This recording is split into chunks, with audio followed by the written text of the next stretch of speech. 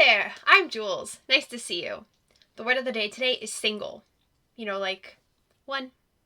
If you'd like to know why single is the word of the day, watch my next video and then read the description to find out. Hi babes! Today we're playing another visual novel. I'm just going through a bunch of visual novels and seeing if anything sticks, really. Today we're playing a game called The 7 Districts of Sin, The Tail Makes the Fox. So I think they just call it The Tail Makes the Fox, because that's what it was called on the website. Anyway, I am interested about this one. I read a little bit about it, so I'm not going in fully blind. Something about hell, and I think there's some demons, and she kind of looks like a cat girl. So, we'll see how that works. We'll see. Years have passed, but still, none have forgotten the 100-Year War, the tragedy that came very close to overthrowing the supreme overlord of hell, Lucifer. Okay. Wayward demons, who had received nothing but abuse, deceived the ultimate deceiver and waged war on the devil. Lucifer squashed that first attack swiftly. It would have been the end of the war, had not one significant event occurred. The traitorous demons joined sides with the humans, lending the mortals their unholy powers. The battle escalated into a fierce and bloody struggle, causing death to plague both earth and hell for decades upon decades. Those acts of insubordination dealt a huge blow to the Lord of Hell's patience and pride. It was simply not enough for them to snuff out the war. Many had to fall along with it. Disregarding all loyalties, both enemy and ally alike were torn down by the devil's own hand. With the end of the 100-Year War, the structures of hell were broken and in need of reform. And so, Lord Lucifer split the underworld into 7 districts, each with its own distinct culture. The first district, Kessel, of gluttony. The second district, Fusang, of lust. The third district, Murcielago, of greed. The fourth district, Phantasma, of pride. The fifth district, Grafstein, of sloth. The sixth district, Kumonoito, of wrath. And finally, the 7th district, Uhire, of envy. Order, and as much peace as one could expect in hell, was restored by that act. Each district was allowed to live independently from the rest, but was asked to deal with their own problems. And controlled by their own individual governors, they were each tasked with harvesting a particular sin. This new way of life divided the demons, allowing Overlord Lucifer to establish stronger control over them, ensuring that they would never again be betrayed. At least that was the idea. Recently, there has been unrest within the districts. One in particular has been causing more trouble than they're worth, and the devil is starting to get tired of hearing about it. Lucy, as the Overlord is more casually known, squints at the sniveling governor standing before them. Overlord, are you listening? That forsaken succubus is at it again. She is a thief! Whatever the man is saying is irrelevant. Right now, Lucy isn't focused on his complaints. Instead, they're entertaining themselves by creating the illusion of placing him just between their forefinger and thumb. With one forceful pinch, they pretend to crush him. Like this. They can already hear the governor's bones snapping and his blood sloshing from his skin like a bursted pimple. Ew? Overlord Lucifer? The man stops speaking as Lucy's face brightens with an enlightened realization. Again, what the governor says is irrelevant and isn't impacting the devil's mood or thought process at all. Lucy suddenly realizes, with the greatest delight, that their devilishness doesn't have to be imaginary. They can do exactly that, and so easily, in reality without consequence. Their strangely melodic laugh fills the throne room, the hallway, and every room from the east to the west wing. Cracks quickly run through the walls, wooden doors splinter, and the windows all rock violently in their frames. It should be noted that the cost incurred every year in collateral damage just from the Overlord's moods should never be mentioned or thought of. This year alone, 80 people in the finance department have been executed for mentioning it. A bug. You're like a tiny little bug. Lucifer continues to snicker, the demonic laughter dying to just a slither of a smile. My mistress? Mistress? Mars? The Supreme Overlord shakes their head slowly, a warning glint shimmering in their regal eyes. It seems playful at first, but slowly begins to bore holes into the demon's skull. The governor gulps loudly, afraid to open his mouth and utter the wrong thing again. But the tap of Lucy's fingers against the arm of the throne represents a countdown of the seconds of patience they have left. Lady, Lord, Sir? Lady, Lord, Sir? Insubordination! Lucy's foot slams down, causing a quake to ripple through the entire building. The Human Resource Department below is showered in rubble, but they continue to work through the natural disaster that is their overlord. You, the 4th governor of the 3rd district, come here before me and do grovel appropriately. Oh, a chibi. Okay. A long finger points toward the governor. Anger burns bright in Lucy's eyes, igniting a flickering fire in the palm of their hand. Do you not wonder what happened to the first 3 governors of your district? The Lord of Hell's voice cracks with demented joy as the fire grows and engulfs their whole hand. I apologize. I humbly beg your forgiveness, O great ruler. The flame of the Overlord's anger extinguishes as suddenly as it had appeared. Sitting back down on the throne, Lucy's voice becomes insipidly sweet. Apology accepted. Now, back to what you are here for. I think you should. The only clear course of action is... What did you come here for? Lucy vaguely remembers that whatever the governor is complaining about is boring and troublesome. They really don't want to listen to the man repeat himself. However, not knowing is also very irritating to the Overlord, and by asking, they'll be irritated but not ignorant. About the Kumino-Ito district. They have been practically caught red-handed trifling in my district's affairs. Practically caught is not the same as being caught, though, is it? Lucy now remembers why they'd gotten bored and started to imagine the governor as a bug. That's correct, but I know the 6th district is up to something. I can just smell the greed on that succubus. And she's taunting me because she knows that I know, and she... What a whiny creature.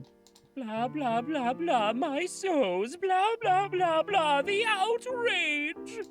Why haven't I killed him already? Once more bored of the governor, Lucy's mind begins to wander. Then finally, something the man says gets through to the ruler's idle mind. What will you do about her transgressions? What will I do? Do you truly think that was an appropriate thing to ask me? And I'd advise you to think quickly on that. The governor babbles, caught between apologizing and continuing his whiny rants about the 6th district. I am begging you, O Great One, to not misunderstand, but something still has to be done about the 6th district. Misunderstand? Insubordination! Lucy screams and a ring of fire surrounds the governor. Die! The man is swallowed by the flames, leaving a charred pentagram on the ground and a pile of ash in its wake. Lucy slouches against their throne, pinching the space between their brows. I know you're there, Fox. From behind the curtains, a twin-tailed fox emerges with her body already bowed before her lord. You! What's your name, Fox? My name is... Jules. And the initial for that is... J? Though it isn't right to expect someone like Lucifer to remember something as insignificant as Jules, the fox has dedicated herself to the ruler. Is it honestly too much to expect Lucifer to remember her name? I am Jules, loyal subject of hell and ward of the state. To you I am devoted, and only to you do I bow. Yes, right. What did you hear, Fox? After having gone through the trouble of introducing herself, the girl is simply back to Fox again. Any normal person would know when to quit, but Jules is a pro-sycophant and knows no shame. My supreme ruler, you who shroud this lower reign in your constant disapproval and wrath, our most illustrious keeper of what is wrong with all the cosmos, a leader like no... Enough! If you're going to worm your way further up my anus, I would ask that you make it quick and not so painfully obvious. Yes, supreme ruler of the netherworld, Lucifer. Answer my question now, Fox! Jules yips to a stand, and the fur on her tails bristle under the sudden blaze of Lucy's gaze.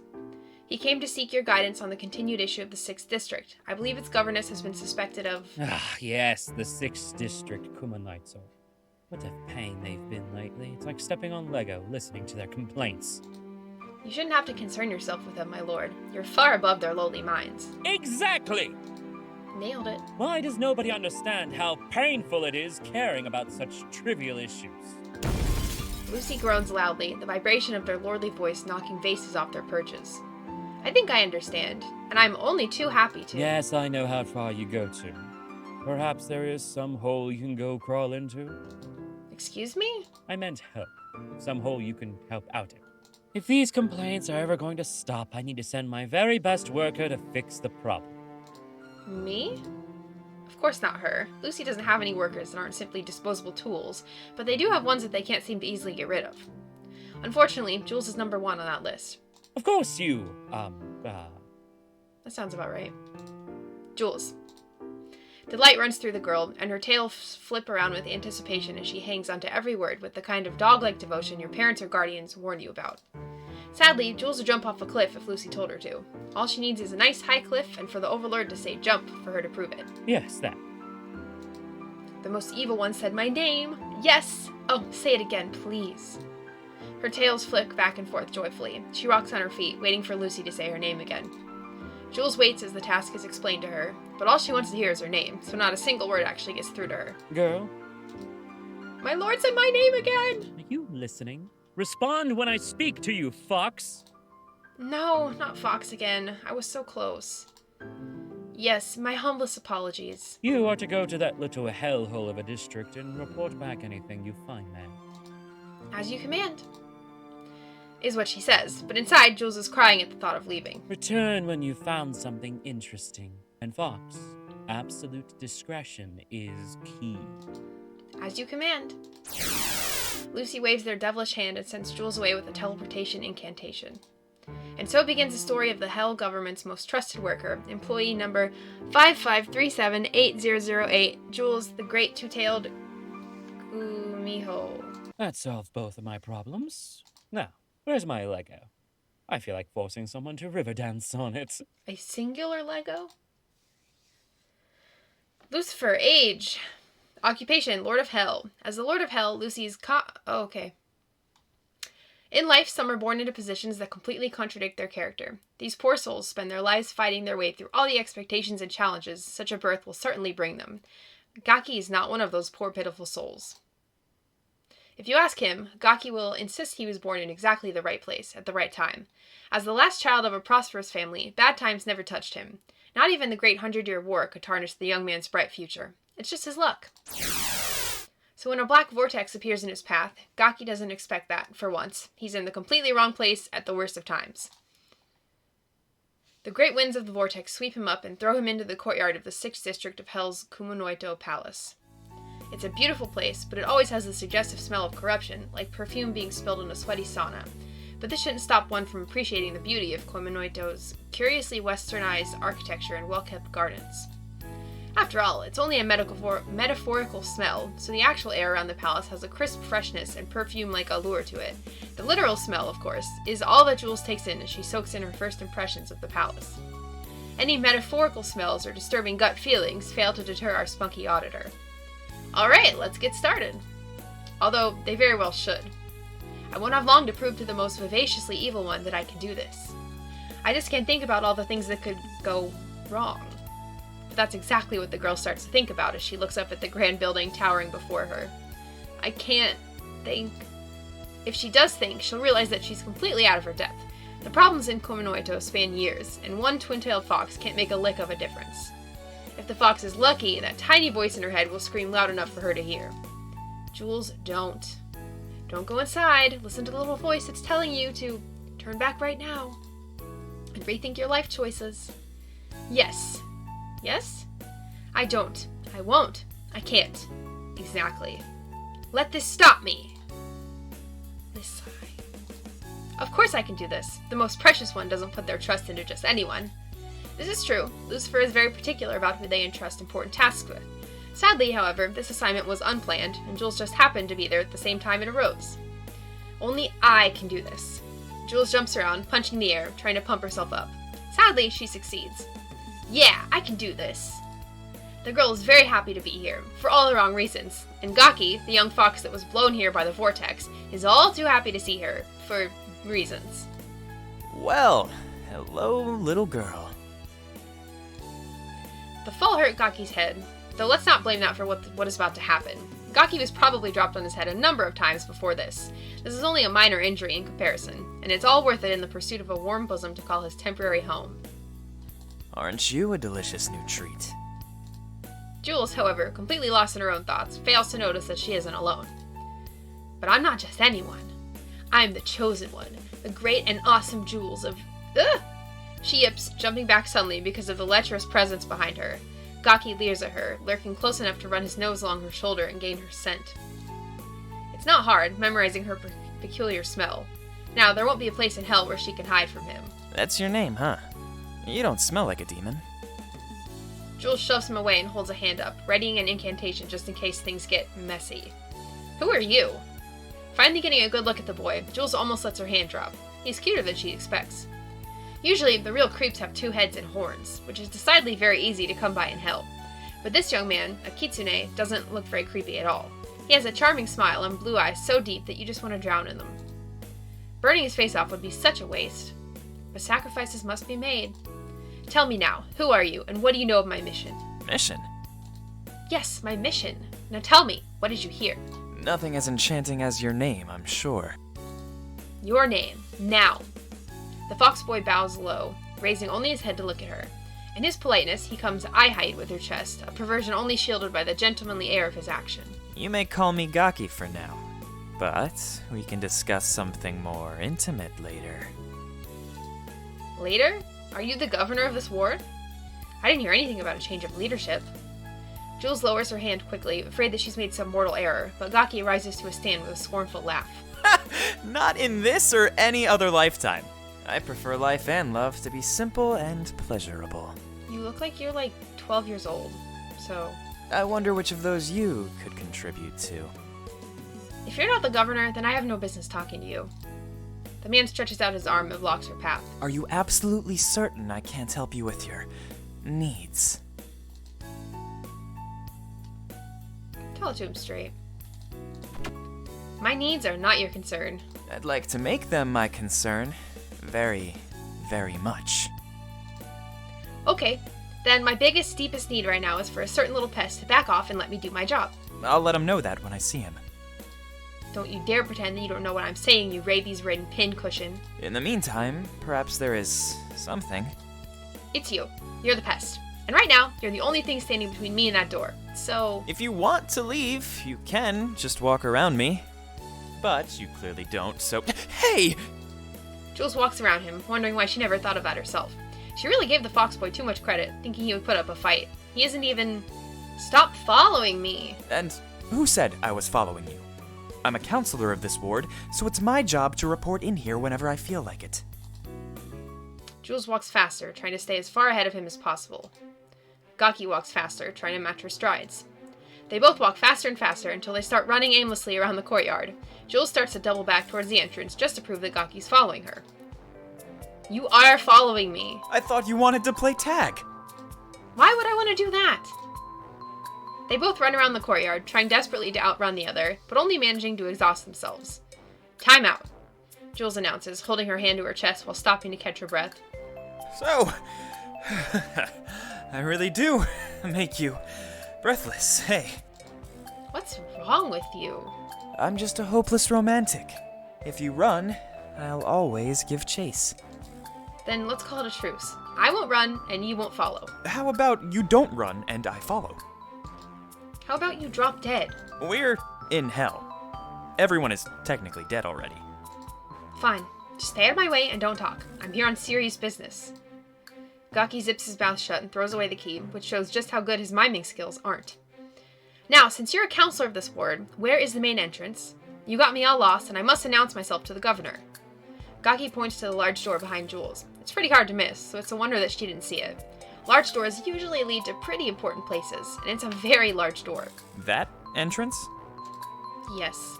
See? You'd be lost without me, in more ways than one. I thought I said no talking. The girl knows how others often see her, and sadly, they aren't always completely wrong. But completing this task means she can finally show everyone just how many tails and brain cells she actually has. Determined to waste no more time, Jules walks away in a huff, leaving Gaki behind to muse on one small fact that the girl has failed to hide. Is she blushing? So she likes being humiliated, huh? What an adorable masochist. Gaki's tails wag happily as he follows behind Jules, walking into the entrance hall of Kumanoito Palace. Having grown up within the main Hell government, Jules is used to a certain level of grandeur, but even she isn't prepared for the ornate interior of Kumanoito Palace. Is this real? The fox girl's pigtails whip around as she looks from one amazing sight to the next. Most of all, she's fascinated by the strange floor. The floor is made of crystal! Wow, it's so beautiful. You can see your reflection so clearly. Among other things. There are certain perks to having mirrored floors that Jules clearly hasn't realized yet. If she did, she would notice that Gaki's lecherous eyes have stopped examining her and have started examining the floor instead. The beautifully oblivious, cream-colored, panty-wearing empress of my wettest dreams. As clueless as the day she was born, I am bewitched by her empty-headed wonder. Okay. Is the rest of the palace like this? I want to see what else is here. And I'd be humbled to show you. Wow, really? I suppose he isn't a massive creep after all. Dumb He is. girls are the best. Excuse me. You are both being quite loud, and Oh, Master Gaki, you are back. Again. For the third time today. A pale-skinned vampire stands at the top of the stairs, looking down on the two foxes as if they're children. His paleness gives him a strange regal beauty that captures Jules' fascination more than crystal floors and cute fox demons. At least for the moment. You actually know this guy? I thought he was just lying about being a counselor. She doesn't trust me. How cruel! A counselor? Is that the lie he's telling now? What? Celios, you rat! I'm going to rip your throat out! Gaki bares his teeth, but even under the fox boy's murderous glare, the man holds his expression of indifference. You are not a counselor, though. Not while your father is still alive. And even if he does die, you are yet the last son. Then I'll kill my family and then you! Please, do not threaten my life. I have a mortgage to pay. Who are you exactly? I am the governor's secretary. As Master Gaki said, my name is Celios. It's an empty title. No one in this place actually does anything. Unlike me. I do pretty things like you. All the time. Gaki wraps his hands around Jules' waist and guides her away from Celios. Let's get out of here. I promised to show you the rest of the palace, remember? Your family's manor is just as nice as this place, Master Gaki. So please, take your playthings to your own home and stop bringing them here. You know how the governess feels about uninvited guests. She'll be delighted. Now stop butting in. I cannot allow this, Master Gaki. You know that. The only thing I know is that you're this close to becoming the gunk I pick out of my teeth, Celios. That may be so, but I am sorry, Master Gaki. I must ask that you stop with your games now. Ignoring Gaki's threats, Celios turns to fully address Jules. I apologize that Master Gaki has led you astray, miss. However, we do not allow just anyone to roam the palace. I must ask you to leave. I'm not with him, and I'm not just anyone. I'm the great Gumiho of the main hell government, Jules. I've been personally sent here by the most evil one. For a moment, no one says anything, and the entrance hall fills with the resounding echoes of Jules' grand announcement. Celios looks at the supposed Gumiho's twin tails with furrowing brows, believing that he either misheard her or miscounted the tails. Gaki, on the other hand... Gumio. Gaki's side-splitting laughter breaks the silence, and his whole distinguished gentleman act shatters like crystal glass. Like cracked glass. Crystal glass? Why did I say crystal? The girl's two tails twitch, and her foot slams hard on the crystal floor. There's nothing funny about it. Gaki isn't the first to laugh at her, and he won't be the last. And no matter what everyone else says, and logic says, Jules knows she is a Gumiho. Therefore, she deserves the respect of everyone. A Gumiho is, after all, the highest form of fox demon there is. No lesser demon could be the...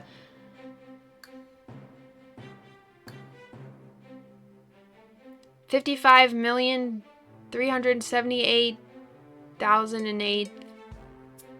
I know numbers. Most trusted employee of the Dark One. Ah, so that's who you are. We were told of your arrival, but the paper specifically said that it was a Kitsune from the audit department who was coming. It didn't mention a full name, just that it began with that letter. My lord forgot my name again. So you are the Kitsune, correct? Jules flinches. She can barely bring herself to say it, but she has a job to do. If the letter says Kitsune, then she will just have to suck it up. That is correct. Sorry, can't hear you. What was that? With a mischievous smile on his face, Gaki leans in closer to her. Jules wants to knock all his beautiful teeth right out. But as the boy will be extremely pleased to know, she does a very good job at sucking things up when necessary. I said... I have heard enough. Sorry for the inconvenience, Miss Gumiho. Jules blinks twice, staring at the pale man in front of her. Does he really believe her, or is it just pity? It's definitely pity, but the kind that doesn't make you feel bad about yourself. Instead, it gives the Gumiho, a warm feeling in her stomach that definitely isn't just indigestion. With everything cleared up, Stelios bows to Jules with a well-mannered smile. I will let the governess know of your arrival. Wait, I'll go... The pale man walks up before the girl can stop him. A door slams in the distance, and she's left alone once again with Gaki. Oh great, he left me with this pervert. Oh, great! Stelios finally left us alone. Jules looks at him. Why is this creep staring at me? Gaki looks back at her. Finally, she's starting to fall in love with me. Just a few more seconds of gazing longingly into each other's eyes and... Jules raises her head and stomps away to the opposite side of the entrance hall. Oh no! Our love gaze was broken! This is all your fault, Stelios! The two foxes stand in absolute silence, Jules doing everything she can to ignore Gaki's presence, and Gaki doing everything he can to make himself known. So, Gumiho, huh? The girl resolves that she should ignore him, just as one should ignore an irritable child. That was a good joke. I haven't laughed like that in ages. It isn't a joke. I am a... Sadly, they both act like children, so Jules' resolve doesn't last very long. Luckily enough for everyone, there are many things about Gaki that don't last very long, too, such as his ability to concentrate on more than one thing at the same time. Wanna hear another one? Another one what? A joke. No.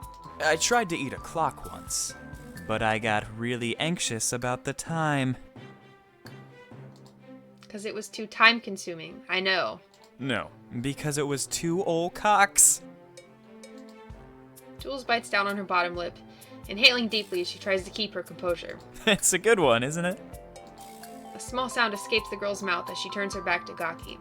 No. That was the worst joke I've ever heard, but I can't stop. She covers her mouth with her hand. Hey, you're laughing, aren't you? No. You are! Kitsune's whole face lights up suddenly, and the girl abruptly stops laughing. He's kind of cute like this. Even though Gaki's done nothing but get under her skin, there's something in his joyful smile that makes her hate him a little less. But just a little. Want to hear another one? I got a ton. However, Gaki's endearing expressions are the other thing that never lasts long enough. Sometimes, like all of us, there's through no fault of his own. What are you doing here, boy? Jules looks up and stares at the stern-faced beauty who's standing on top of the stairs. No matter how much the woman's brow knits or her mouth twists, Jules can still feel her stomach flip with the empty feeling of awe-inspired inferiority. A white-haired girl follows one step behind the woman as she descends the steps, walking towards the two guests. The other girl stands directly behind her with her head lowered as she almost drowns in the streams of the woman's in front's black hair. Stelios appears at the top of the stairs and runs ahead of them. He stops at the bottom of the steps and announces the Grand Woman, as if her importance isn't already clear to everyone. The 8th Governess of the 6th District and Lady of Kuminoito Palace, Anzu Anzu raises her hand, and Stelios becomes quiet. She turns to look behind her and stares down at the small girl who's clutching onto her dress sleeve. Out of my shadow, pet. We have a first impression to make. The girl says something so low and quiet that no one but the governess can hear her. I won't repeat myself. Slowly, the girl walks out from her hiding place and proceeds down the stairs, standing beside Stelios. When Jules looks at her, the main scowl deepens. The supposed Gumiho looks away, turning to Anzu, but the feeling of the white-haired girl's gaze only burns hotter on her neck. Why are you here? She is the employee from the... Not you. Her. Answer me. Why are you here? My taxes are not due for another millennium. Yes, but by then you have laundered countless thousands of souls and made your getaway. I'm on to you.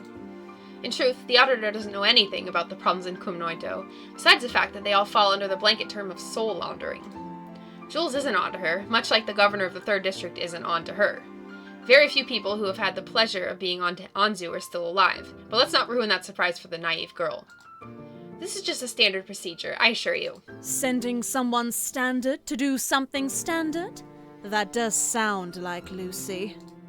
Lucy? Lucy? How dare she defile the name of the most abhorrent one? You should show proper respect to our overlord. When respect is shown, respect is given in kind. Lucy should know this by now. This foul-mouthed whore. If she says my lord's name like that one more time, I'm going to... Jules' tail begins to bristle, and the sternness of Anzu's face softens into amusement. Both of the women open their mouths to say something that would certainly displease the other, but before they could finish, Gaki steps forward, placing himself between them. Hey there, mistress. Long time no see. The governess's face hardens again as she turns away from the two foxes. My friend and I were just... Celios? Yes, Governess? Anzu, I thought we were... Gaki steps towards the governess, but is instantly repelled by a shock of static.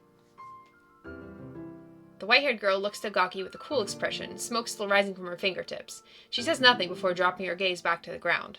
A room is ready for our standard guest, correct? And look, if this is about the time I might have gotten into your potted plants, there's a very good Yes, my governess. It was prepared moments ago. It was a little short notice, but I am sure that everything is up to... Standard? Anzu's eyes gleam as she acknowledges her standard guest once more. There's no way that this woman's going to make Jules' job any easier. That fact should be worrying. However, the supposed Gumio has gleefully accepted the challenge in the name of Overlord Lucifer. I was going to say regulations, but yes, I suppose that works too. Excellent. It's hard for Jules to uphold Anzu's glare, because she isn't the subject of just one death stare, but two. And that doesn't include Gaki's staring, which is less deadly and more sickening. I don't think everyone's been introduced. Who's this other one? That's Gaki. He's an infantile pest. And you're in infinite pain in the... I meant the other one. Celios? Have you forgotten his name already? My, what a standard brain you have. Perhaps I didn't introduce myself properly, my governess. The other one. Celios, what is this standard person talking about? Her! Jules jabs her finger in the white-haired girl's direction, but the glaring girl simply harumphs and turns her head away. It's common courtesy to introduce everyone, isn't it? But I thought we were doing things as standard, not common. Though you are probably both. The fox girl's cheeks burn a crimson red. All her patience to stay calm boils over, and she steps forward, ready to explode. Before she can, however, another voice speaks up in her place. Common? There's nothing common about her. Gaki should absolutely stop right there and zip his mouth. If he does, his object of affection will be powerless to his charm, and her impression of him won't be damaged by the dreadful words floating around in his tarnished mind. Her measurements exceed all expectations for someone so plain-looking, not to mention that she has a filthy taste in underwear. Her cream panties cannot fool me. I know they simply mask the warm gushes of her feminine arousal.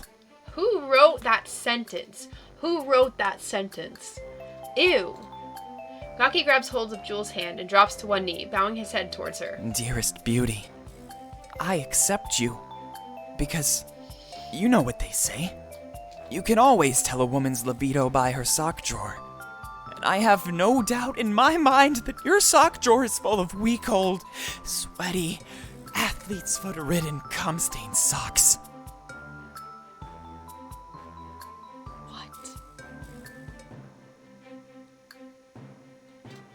A gaggle of horror-stricken faces stare at Gaki, silence prevailing a moment longer than he expected. In truth, what he expected was for his object of affection to be so moved by his words that she would strip down bare and...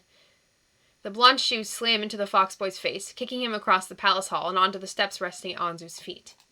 Ugh, thought I had her with that one. Ouch! The governess walks down the last few steps, treading on Gaki's tail as she heads towards the silent girl. A slender finger lifts strands of the girl's hair towards Anzu's face before letting them drop. The girl blushes and bows her head, avoiding eye contact with the governess. Oh, you meant this one? Yes, for my report, I must know the names of everyone I'll be working with. So, what is her name? Is that a standard question? Please, for the love of the damned one, not this again. Introduce my pet to you? That sounds rather silly. Anzu rests her hands on the smaller girl's head, forcing her head to look back at her and revealing the deep blush on her alabaster cheeks. The two stand before the others, only staring at each other, as if they are the only two that exist in the world. Jules' chest starts to feel heavy from watching them, and when Anzu's gaze rolls towards her, she realizes why. It isn't love in the governess's eyes, it is pure, undiluted... The young girl is Callie. She is the governess' personal assistant.